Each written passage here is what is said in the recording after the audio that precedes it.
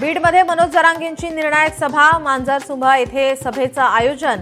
आजच्या सभेत कोणता निर्णय होणार याकडे लक्ष।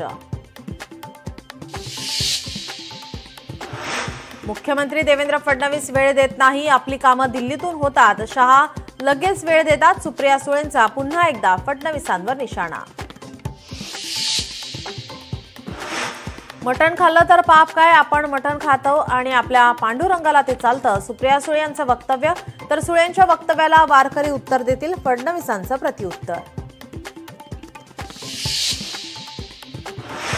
रोज बोलतात वोट चोरी झाली, पण त्यांचं डोकंच चोरी झालं। बिहारमध्ये जाऊन महाराष्ट्राची बदनामी केली, विरोधकांना सुबुद्धी येऊ। मुख्यमंत्री फडणवीसांचा विरोधकांवर हल्लाबोल। 5 वर्ष कोणतीही योजना बंद होणार नाही, मुख्यमंत्री फडणवीसांचं। लाडक्या बहिणींना आश्वासन, 1 कोटी बहिणींना लखपती बनवण्याचंही ध्येय।